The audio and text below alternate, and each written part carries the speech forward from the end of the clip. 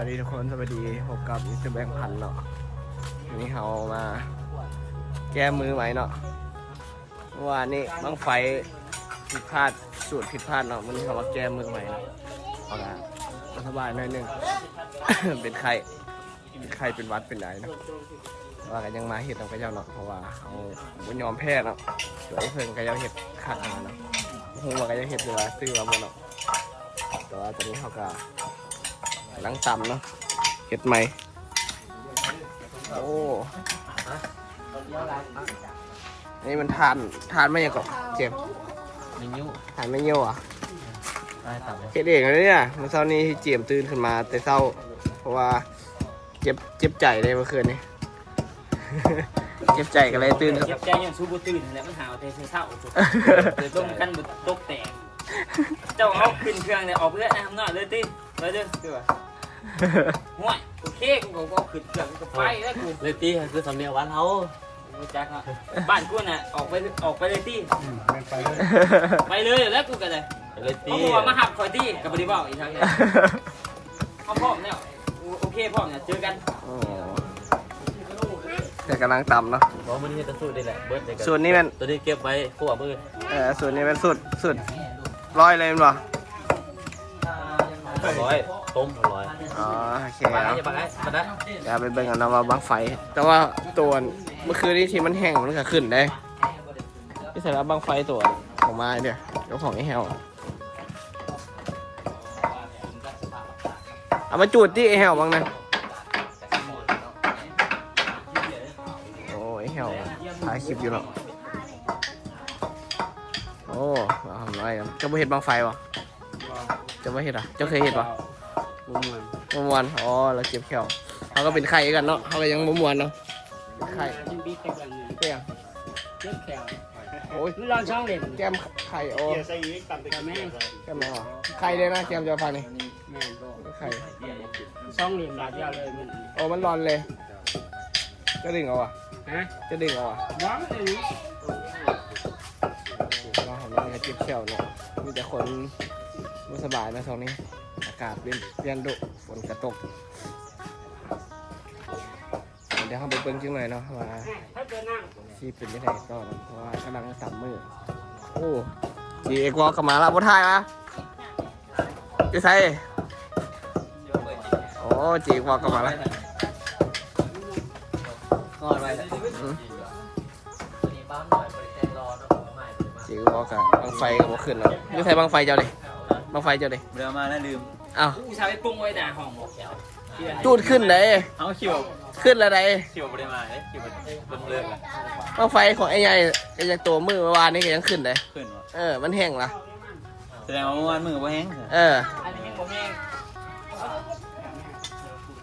เจี๊ยกอะไรเลยเอาขี้เจี๊ยเก่ามาสิเจี๊ยใหม่ ว่าตัวก็มาแล้ว มันคือหวานเว้ยโอ้ยกว่ามันเหมือนนะ ที่ผมล้มเลิกเลยก็บอกมาแล้ว เริ่มเลย น้ำก่อนก็เจี๊ยมมันดิเปื่อยใส่เจี๊ยมเปื่อยจะทานมันนะ ตั้มทานนี่ออกก่อน ตอนนี้เขาก็ขึ้นมานั่งพักผ่อนเนาะเพราะว่าเขาไม่สบายนี่เขาไม่มีแหงเห็นนั่งที่นี่เขาก็ไม่มีแหงเนาะปีนต้นไม้เขาก็ยังปีนมาได้เขาก็เลยขึ้นมาพักผ่อนเนาะเพราะว่าอาชีพเก่าเขาเป็นแมงมุมเนาะเป็นสไปเดอร์แมนเลยทุกคนอาจจะไม่รู้เนาะว่าเขาเป็นสไปเดอร์แมนของประเทศลาวนะทุกคนเนาะเขาจะไปแบบมีเรื่องอันนั้นอันนี้เขาก็จะไปซอยชาวบ้านเนาะ เขาก็จะไปซอยชาวบ้านพลเมืองที่แบบเขาเดือดร้อนนะทุกคนพลเมืองที่เดือดร้อนเขาก็จะไปซอยกันแล้วเนาะเพราะว่าเขาเป็นฮีโร่เลยของประเทศเราว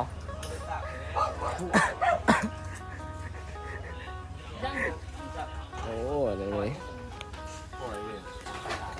เราก็ลองมือแล้วตอนนี้มือแห้งแล้ววะ มือแห้งแล้วเนาะฮะ อยากได้มุ้งแปลก โอ้อยากได้มุ้งบอแต่ว่าหลายคนบอกฮู้เลยว่าเขาหันเป็นฮีโร่ที่แบบซอยชาวบ้านเพราะว่าเป็นเมื่อนี้ก็เป็นไข่เนาะแห้งบ่มีแห้งขนาดแห้งที่ปิดต้นไม้ก็ยังบ่มี โอ้คนหลายขนาดปะดิปานบุญด้วยปะนี่ อยู่ไสด่านวานฮอนแฮเชิงบังไฟอยู่ไส เมื่อนั้นก็อยู่เชิงต้น บ่ได้เชิงบังไฟซะวะ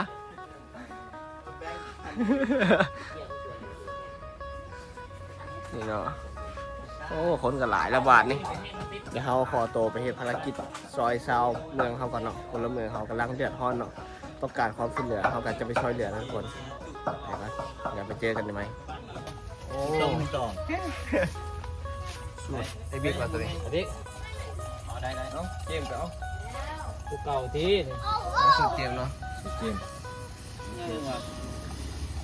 ได้ยูนมาเริ่มแล้วเขาที่ทานมาทำไหนสูตรเลยยังเสียสูตรบิ๊กเอาทุกคนเอา บืนมากไกลก็ตายรับไป เนาะ หลายโพดบ้า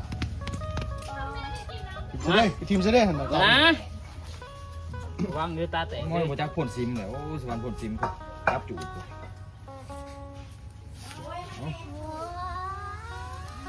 โอ้ โอ้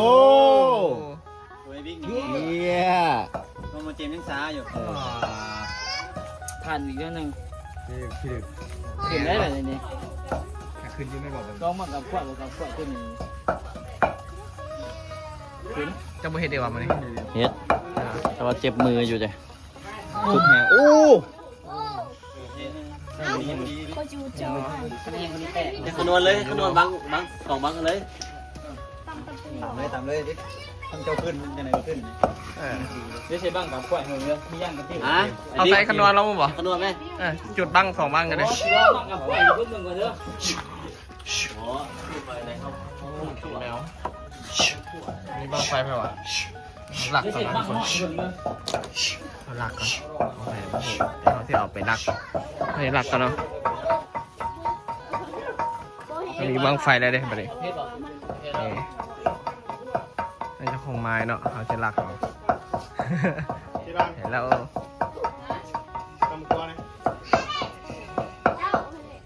ลงมาดูแต่แกมาดู ผลลายขนาด เฮ้ยตัวโต โอ้บัง แต่เคยซื้อ2อันละ บังอันนั้นหรอบังเกี้ย โอ้โหแก แต่ง โอ้มันใจขนาดเนาะ มันใจขนาดนั้น บังทีนี้กับมือเนาะ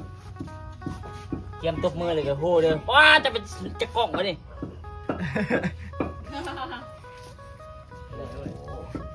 ถอยกันเด้อ แม่นาทีกาแฟของแห้ง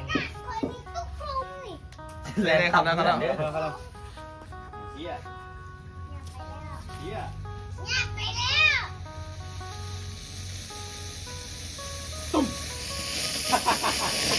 โอ้ยข้านี่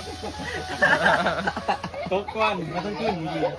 ข้านี่มาเลยยังคงบ่ขึ้นกินผสมหมูมันคืนนี่แม่มันตกก่อน โอ้ไม่ดามมันก่อนดิเอามา มันค่านั้นเหมือนกินของ ของบิลลี่ที่ขึ้น นี่ มา เอ้ยคืนนี้เอาไปอีก10 ล้านเนาะ สูตรอาจารย์ตู่เอา หัวกระบอกอัด ทะลุอะไรแบบนี้ เขาแล้วหัวกระบอกอัด โอ้ ทะลุ โอ้ ห่างขาดเรียบร้อย แล้วว่า ผีนี่มันอันนั้นมันตกว่ามันอีกหัวมันเป็นปลา จัดไปเขาเสียงงามขนาดไปมุมเลยแล้วทุกคนบังไฟใหญ่เขากะเบิดบักแล้วเนาะเขาเห็ดบ่ขึ้นเลยเขาเลยมาเห็ด บังไฟฝ่าM100เนาะมันจะเป็นยังไงเนาะทุกคนมันอาจจะหมุนเพราะว่าเขาเจาะแต่ละเทื่อหันเขาเจาะทั้งลุมแต่ว่าเจ๊กบอกว่าเจาะทั้งค้างเสียดิให้มันหมุนเสียดิมันน่าจะหมุนเลยมันน่าจะบุขึ้นเนาะตอนนั้นเขาเจาะทั้งลุมแล้วมันหมุนแล้วมันขึ้นพร้อมกันนะแต่ว่าเจ๊กบอกว่าเจาะทั้งค้างเขาก็ที่ลองเปิดว่าเจาะทั้งค้างมันที่หมุนบอกแต่ว่ามันน่าจะบุขึ้นหรอกมันน่าจะหมุนเสียแหละ เด้เจมส์ยูโน่กะเฮ็ดแซนหัวแล้วเนาะกำลังจะไปจูดเนาะเจมส์ยูโน่กะโอ้เด็กน้อยกันไปเต็มเนาะทางวันดาทางนิต้าเนาะโอ้ยดูคุณ เจ็บอยู่โลวะ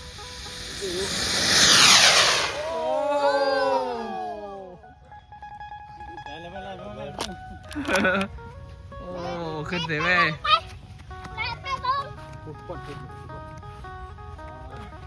โอ้วันด้ากลับไปละระวังตกหนองเลยวันด้าหนองได้ฝักนั้น ไปบ่ได้ไปได้ย่างไปเลย เดี๋ยวไฟได้เจมส์ โอเค ไฟมันอยู่ดู ทางละ มันเป็นคนต เอ้ยเอาทายให้นะ ฮะ ทายให้หน่อยมาเลย ฮะ ทายให้หน่อยมาเลย ำไม่ใช่จูดวะ เนาะทุกคนบางไฟแค่ห้องบางไฟตะไลแต่เขาเจาะผิดเขาบอกว่าวันที่หมุนบ่ถ้าเขาเจาะน่าจะเจาะทะเลข้างหน่อยหนึงเนาะแต่เขาเจาะซื้อเลยแต่ว่าสูตรของเขาอยู่บ้านเนี่ยเขาเจาะทั้งลุ้มและทะเลข้างแต่ว่าจีบอกว่าเจาะทั้งข้างเลยแต่เจาะทั้งข้างค่ะมันเจาะซื้อมาดิ เกียกวอก แต่ปกติต้องเจาะสแลบเข้าไป อืม เบิ่งว่าวันที่ขึ้นบ่วันที่หมุนบ่มันน่าจะบ่ขึ้นหรอกมันน่าจะหมุนใช่ไหม ลองเบิ้ง เจาะผิดเลย ต่อไปจะเป็นบังของแบงค์เนาะจะเป็นบังฝา M150 ให้เจาะผิด บังตะไลตะไลนอนกับไฟบริยังนะนี่สมมติเป็นระเบิดปุ๊บมัน โอ้ถนนทำใช่ไหม เป่าที่เป่าเอา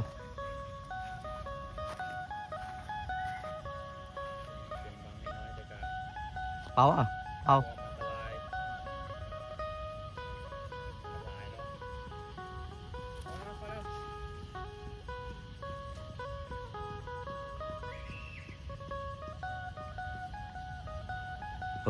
เป่าอีกเป่าอีกพอ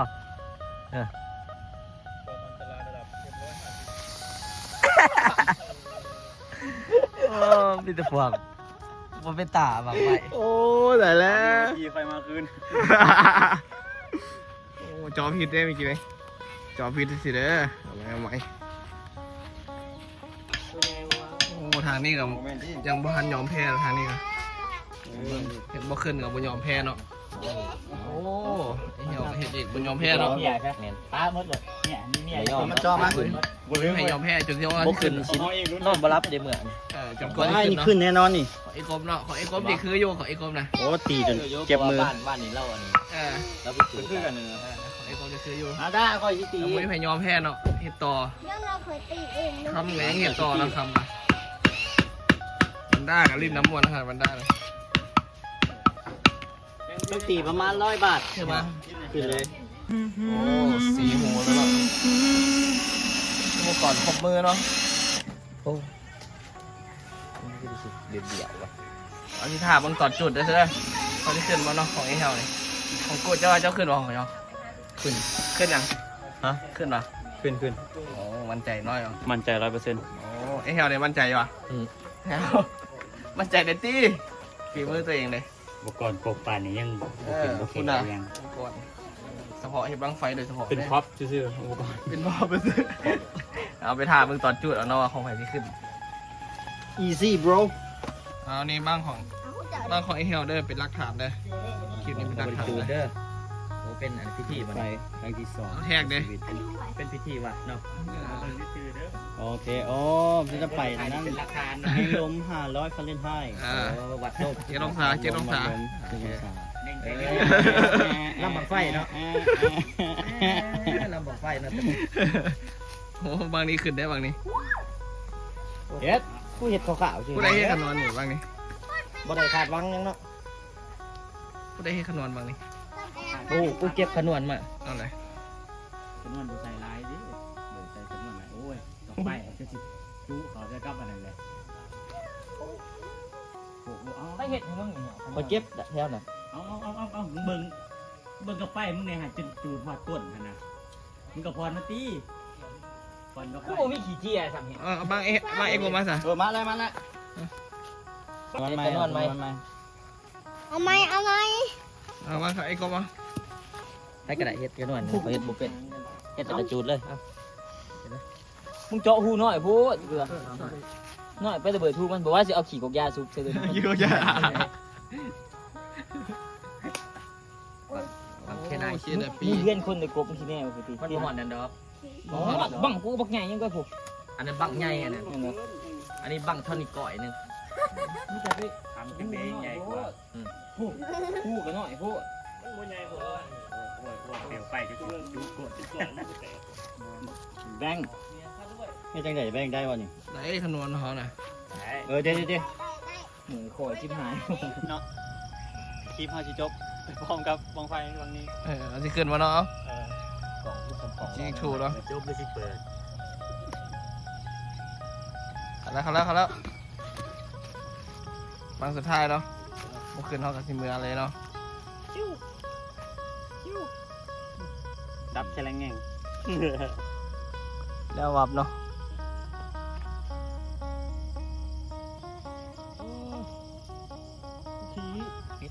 อ๋อแล้วลักษณะเอากลับ พยายามบ่ โอ้บ่ขึ้นแล้วทุกคนนะ